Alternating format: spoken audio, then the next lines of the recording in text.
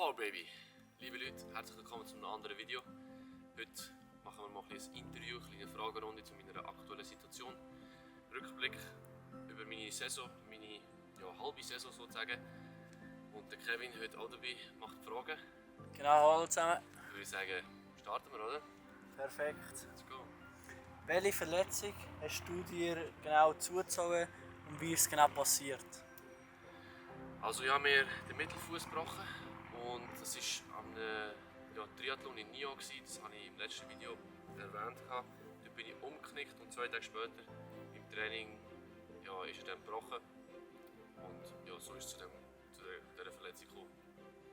Wie hast du in dem Moment reagiert? Ist dir sofort klar gewesen, dass es ernst ist? Also ich konnte am Anfang eigentlich nicht mehr wirklich laufen.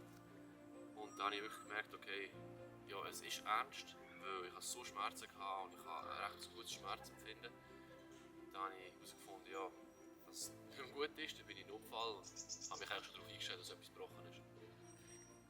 Wie haben die Ärzte oder Therapeuten, was haben sie dazu gesagt zu der Heildauer? Sie haben gesagt, es dauert sicher 4 bis 6 Wochen, bis ich wieder anfangen zu laufen, also säckeln. Aber eigentlich ist das ein recht schneller Heilungsprozess, weil es gibt andere Verletzungen, zum Beispiel mit meiner Schulter habe ich über ein Jahr mit Beinen, von dem her ist es eigentlich eine kleine Zeit durch. Wie hat die Verletzung deinen Alltag verändert? Die Verletzung hat sehr stark meinen Alltag verändert, weil ich habe gesagt, dass ich eben die Saisonpause vorziehe. Für mich hat es nicht so viel Sinn gemacht, in der Saison zu bleiben und dann später noch einen Wettkampf zu machen. Ich habe mich dafür entschieden, komplett zu pausieren. Jetzt sind es ca. 2,5 Wochen her und seitdem habe ich eigentlich nichts gemacht. Also ich habe wirklich Pause gemacht, habe die ganze Energie in den Fuß investieren, dass der schnell heilt. Aber jetzt fange ich wieder an zu trainieren und in 3 Wochen kann ich anfangen zu laufen, aber auch nur das langsam. Das heisst, Schwimmen praktisch nur Armzug mit Poolboy, Velofahren sehr moderat, einfach dass ich keine Schmerzen habe und nur auf der Rolle. Also Indoor und Laufen erst so in ein paar Wochen. Von dem her hat es schon stark meinen Alltag verändert. Was war für dich das Schwierigste gewesen bei der Veränderung im Alltag? Du bist im Trainingslager, trainierst 30 Stunden pro Woche und dann vom einen auf den anderen Zeitpunkt trainierst du nichts mehr. Ich konnte wirklich nichts mehr machen, beziehungsweise ich hätte schon ein bisschen etwas machen, aber es hat mir halt nicht wirklich etwas gebracht, weil der Fuß muss heilen, ruhig gestellt werden und so. Und jetzt vor allem die Tage in St. Moritz, wo ich noch dort war, ich war 5 Tage nach der Verletzung noch dort und da bin ich eigentlich praktisch ständig allein im Zimmer und das war schon nicht so einfach die ganze Zeit, weil du bist beschäftigt die ganze Zeit und dann plötzlich bist du verletzt, kannst nichts mehr machen, kannst kaum mehr laufen. Bist echt konfrontiert mit dieser Enttäuschung, mit den Gedanken, die du hast. Und ich denke mal, vor allem für mich, der so ein Bewegungsmensch ist es schon eine Herausforderung gewesen. Aber es ist dann einfacher geworden oder besser geworden, als ich dann daheim war, weil dort habe ich dann viele Sachen unternehmen. Also ich habe noch Arzttermin Bornen, Physiothermin. Ich bin arbeiten, zwar nicht so oft, aber ich bin arbeiten. Habe viel mit meinen Kollegen unternommen und das hat dann schon geholfen. Aber ich würde sagen, so die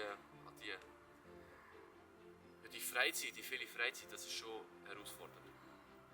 Welche Strategie hat dir geholfen, mit dem mental umzugehen? Strategie ist, ich weiß nicht wirklich eine Strategie, die ich muss sagen, aber ich denke, ich habe durch meine erste Verletzung gelernt mit der Schulter, dass es wichtig ist, dass man halt nicht die ganze Zeit daheim rumliegt und halt sich Gedanken über das Ganze macht. Das heisst, wie sich selber lernen beschäftigen auf eine Art und Weise. Ich bin arbeiten, viel unternommen mit Kollegen und ich denke einfach so die Zeit auch nutzen und den Kopf wirklich beschäftigen will. Ich denke, wenn ich jetzt die ganze Zeit nur daheim gelegen wäre und an die Decke gestarrt hätte, wäre es extrem schwierig geworden und irgendwann kommst du halt in die Abwärtsspirale in den Gedanken und aus der kommst du halt dann fast nicht raus. Darum habe ich das Gefühl, halt einfach viel unternehmen. Das war meine Strategie. Also so gut wie es geht halt, weißt, dass es halt meine Heilung nicht beeinflusst. Wie sieht es aus schwimmerisch im Wasser? Man sagt ja immer, ja, Wasser geht eigentlich immer, egal welche Verletzung was man hat. Schwimmerisch muss ich sagen, habe ich mir auch zuerst gedacht, dass es geht safe ist, richtig easy, kann ich locker schwimmen, aber ich war ein paar Mal im See und habe gemerkt, durch den Wasserwiderstand der ist nicht zu unterschätzen und da merkst du halt schon den Schmerz, dann musst du abstoßen. Also, wie gesagt, ich fange jetzt dann nächste Woche wieder an, also ca. 3 Wochen nach der Verletzung langsam wieder anfangen zu trainieren, aber ja, ich denke, das war schon die richtige Entscheidung. Alles andere hat meine Heilung negativ beeinträchtigt. Du hast gesagt, du fährst nächste Woche wieder an. Gehst du dort auch wieder jeden Tag trainieren oder machst du das etappenweise? Das heisst, vielleicht einmal trainieren, nachher einen Tag Pause oder wie hast du das vorgesehen? Ich werde sicher jeden Tag trainieren, aber ich muss jetzt mal anfangen und schauen, wie sich das Ganze anfühlt. Weißt, wenn ich Schmerzen beim Velofahren habe, bringt es mir nichts, ich kann nicht Velo fahren. Aber ich werde sicher häufiger im Kraftraum sein, einfach um die ganze Muskulatur drumherum, den Fuß zu stärken. Also das werde ich 4-mal die Woche wahrscheinlich oder so machen. Velofahren werde ich probieren jeden Tag, schwimmen werde ich auch probieren jeden Tag, aber einfach so, dass die Heilung im Vordergrund steht. Hat es Menschen gegeben oder Familienmitglieder, Kollegen, egal was, die dich besonders viel unterstützt haben in dieser schwierigen Situation, du als Sportler? Ja, natürlich meine Mutter, mein Vater und meine Schwester, aber auch natürlich meine Kollegen haben natürlich alle Mitleid mit mir, oder? Ja. So, manchmal auch zu viel. Ich habe irgendwann sagen, hey, Mami ist gut, du musst nicht so viel Mitleid haben, es ist halt einfach die Realität, es gehört dazu, oder zum Sport, zum Leben und ich habe eben, wie gesagt, viel Zeit mit meinen Jungs verbracht. Grüße gehen raus an meine Jungs. Das ist wichtig, ist mir wirklich wichtig. Was hast du jetzt aus dieser Verletzung besonders gelernt? Das heisst, wie du mit dem mental kannst umgehen oder auch was du anders kannst machen in Zukunft? Das ist ein guter Punkt. Wirklich jetzt etwas daraus gelernt, sagen wir mal, dass ich es vermeiden kann. Habe ich nicht, weil es ist einfach blöd passiert, oder? Aber ich bin jetzt nicht in ein Loch gefallen komplett, ich bin nicht im Selbstmitleid verfallen. Von dem her, ich bin parat für die Herausforderung, die vor mir steht. Ich weiss auch, dass es sicher nicht der letzte Rückschlag wird sein in meiner Karriere.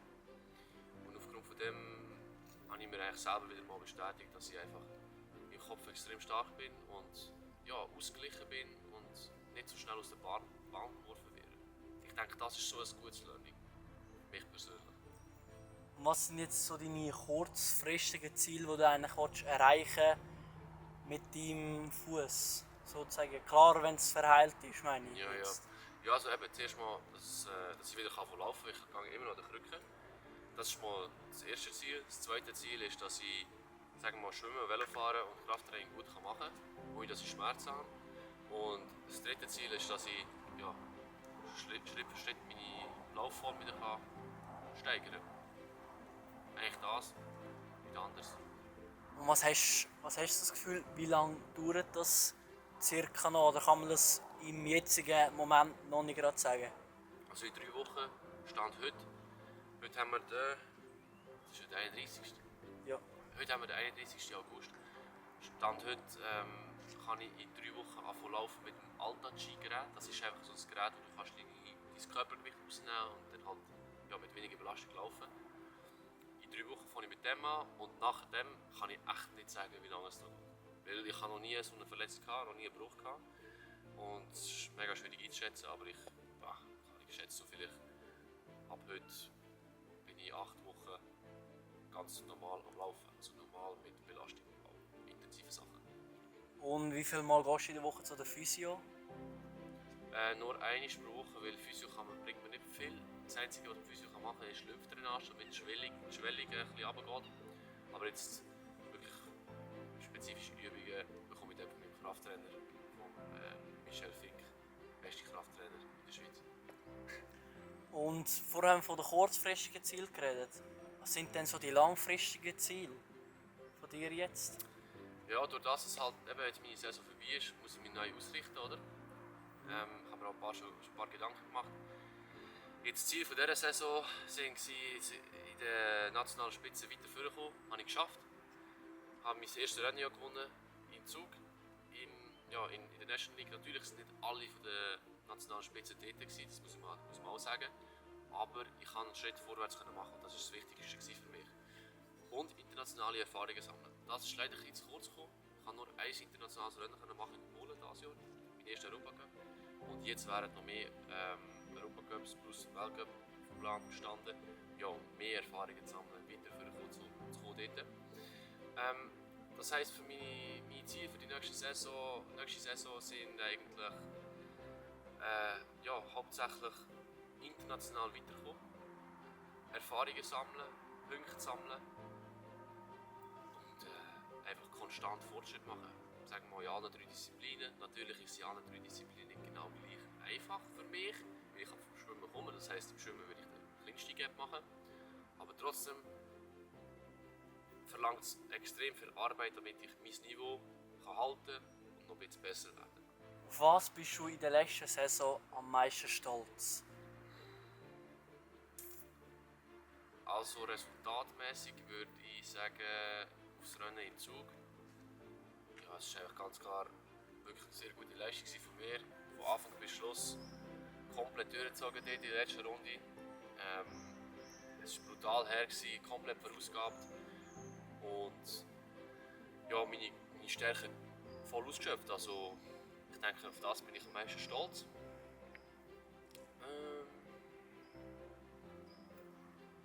Ja, ich würde sagen, das ist eigentlich so ein resultatmäßiges das Beste, auf das ich zurückblicken kann. Weil es hat natürlich auch nicht so viele Rennen gegeben, nur die halbe Saison. Aber ja. Jetzt abschliessend, an wem willst du jetzt in der letzten Saison am meisten Danke sagen? Zum einen möchte ich meinen Eltern danken, die immer hinter mir stehen, die mich immer begleiten und mich mit 100% supporten. Ich bin extrem dankbar dafür. Dann meinen Kollegen, die auch immer hinter mir stehen und mich supporten, auch wenn ich nicht immer dabei bin und trotzdem immer voll hinter mir stehen.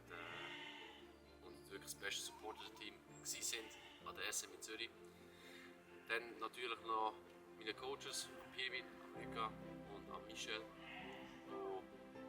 die ja, viel Arbeit leisten, die immer für mich da sind und wo ich mich 100% auf sie verlassen kann. Und zum Schluss noch natürlich meine Sponsoren und Gönner, die mich einerseits finanziell oder auch mit Material unterstützen, damit ich meinen Weg gehen kann. Und für das bin ich sehr dankbar. Und Dario, zum Abschluss, was willst du noch sagen? Sexy bleiben, Kanal abonnieren, Glocke aktivieren. Wenn euch das Video gefallen hat, einen Daumen hoch geben. Und es geht weiter.